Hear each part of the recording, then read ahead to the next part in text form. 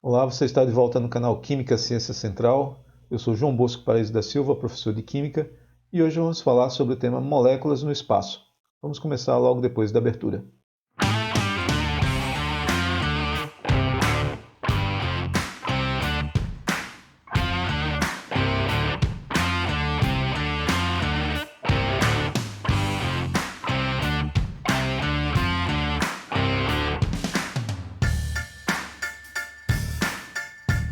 Primeiro eu queria fazer uma introdução histórica, mencionando que em 1609 Galileu usa pela primeira vez o telescópio para fazer algumas observações de objetos fora da Terra.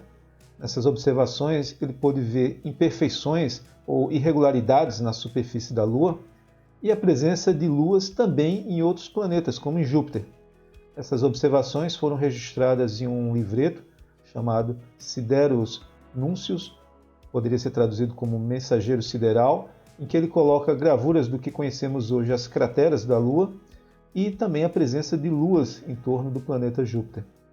Se observarmos com as imagens que temos hoje de equipamentos mais modernos da superfície da Lua ou da presença de luas em Júpiter, é absolutamente impressionante os resultados que Galileu conseguiu com seus primeiros equipamentos há tantos séculos atrás.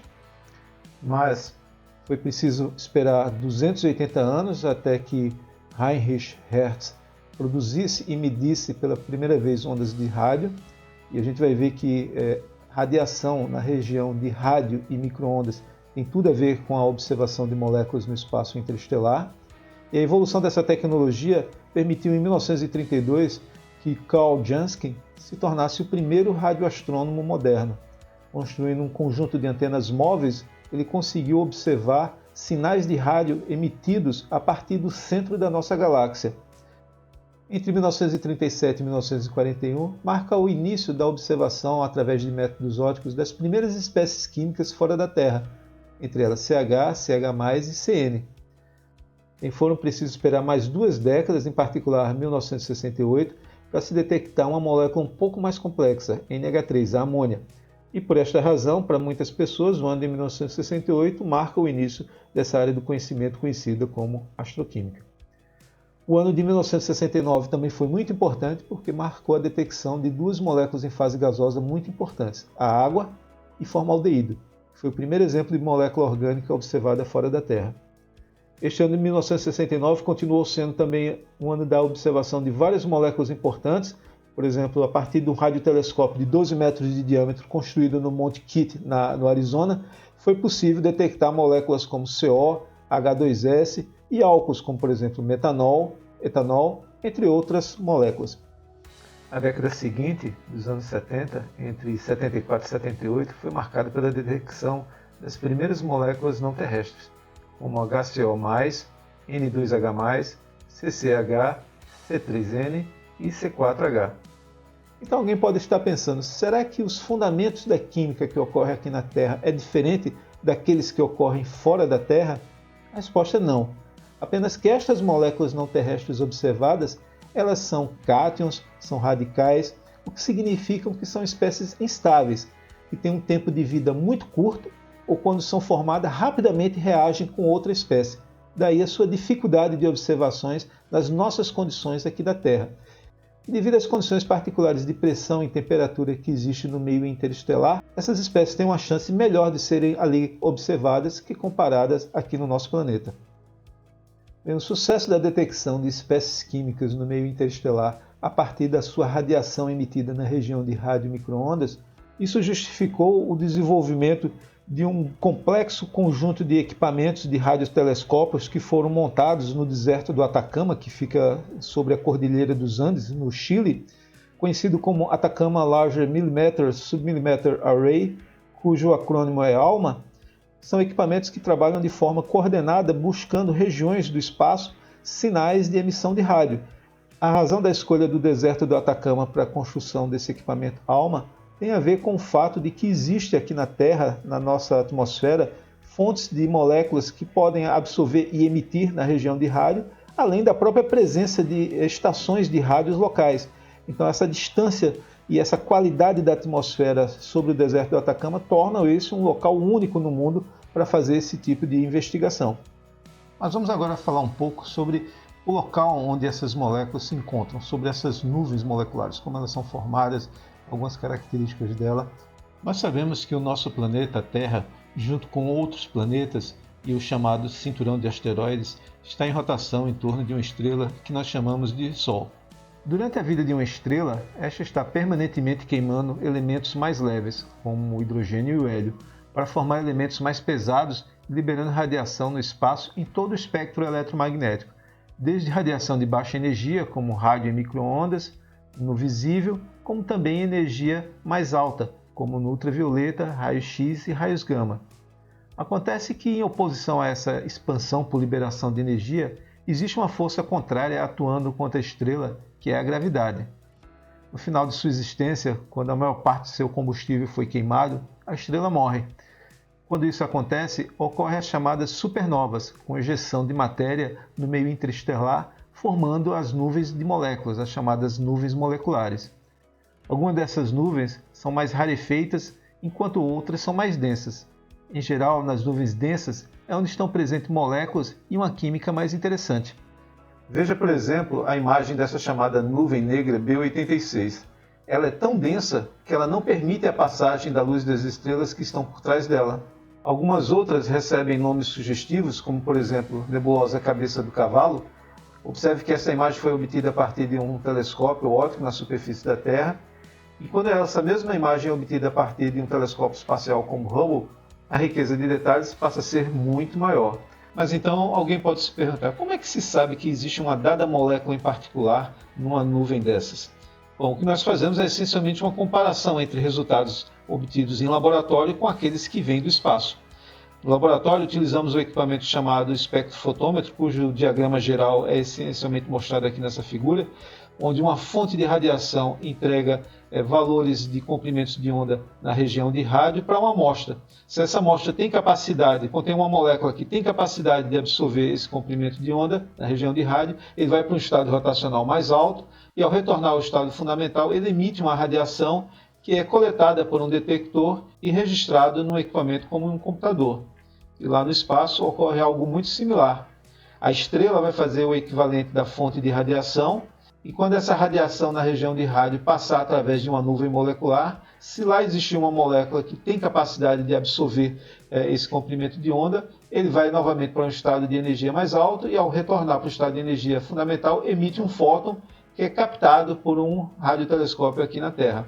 Da comparação entre os espectros obtidos em laboratório com aquele que vem do espaço, se faz a identificação que aquela molécula está presente lá no espaço interestelar. Para entendermos um pouco melhor sobre a chamada espectroscopia rotacional, vamos dar uma olhada nesse vídeo que mostra um truque bastante conhecido dos patinadores do gelo quando eles fazem uma precessão em torno do seu próprio eixo. Quando um patinador aproxima seus braços e pernas do tronco, ele consegue aumentar a velocidade de rotação porque ele está diminuindo o seu chamado momento de inércia. Bem, agora estamos em condições de analisar um típico espectro rotacional, como apresentado aqui nesta figura para moléculas observadas no espaço. No eixo X nós temos aqui a frequência, a ideia da energia para ver essas transições rotacionais, e no eixo Y a absorção.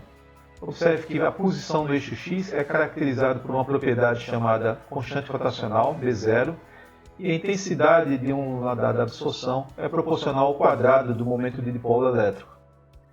Para moléculas lineares como HCl, HCN e HC3N, todas as moléculas observadas no espaço, a frequência ou o inverso do comprimento de onda da absorção de um fóton na região do espectro rotacional vai depender da constante rotacional B0 e desse termo aqui que envolve L, um número quântico que define os níveis de energia rotacional.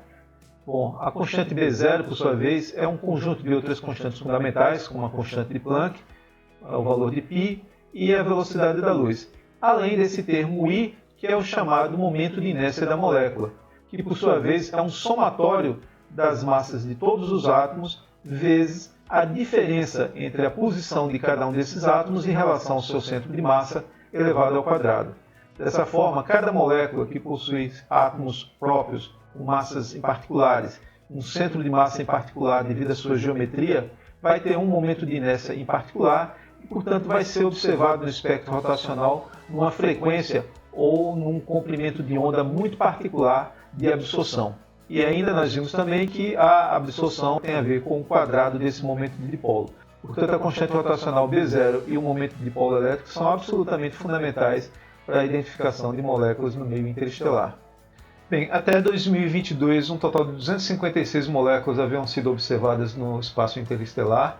Moléculas como, por exemplo, etanol, etileno glicol, acetona, não sólido, mas a molécula em fase gasosa hidróxido de sódio, ureia e, muito curiosamente, o óxido propileno, nas suas formas S e R. Observe que a figura que está do lado esquerdo ela é a imagem especular da figura que está do lado direito, porque nesse carbono aqui onde eu estou passando o mouse, ele possui 4 ligações diferentes. Portanto, é um carbono quiral, que dá a possibilidade de você ter as formas S e R.